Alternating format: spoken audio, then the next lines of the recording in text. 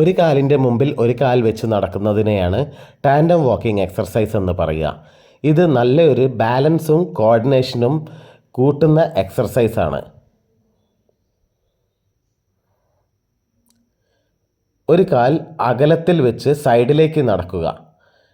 ഇങ്ങനെ രണ്ട് വശത്തേക്കും നടക്കുക. ഇത് ബാലൻസും കോർഡിനേഷനും നന്നായി കൂട്ടാൻ സഹായിക്കും.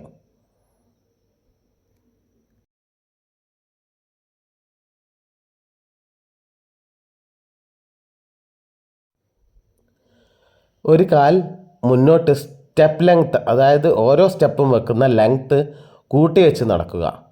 പാർക്കിൻസൺസ് പേഷ്യൻസിലെല്ലാം സ്റ്റെപ്പ് ചെറിയ സ്റ്റെപ്പായി തീരുന്നത് നമുക്ക് കാണാം. അത് കൂട്ടാൻ വേണ്ടി ഇതൊരു നല്ല എക്സർസൈസാണ്.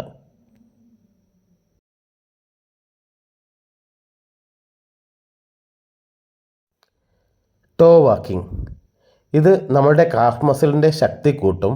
അതേപോലെ തന്നെ ബാലൻസിങ് കോർഡിനേഷനും കൂട്ടാൻ സഹായിക്കും. ഹീൽ വാക്കിംഗ്, ഇത് ബാലൻസ് കൂട്ടാൻ പറ്റുന്ന ഒരു എക്സർസൈസാണ്.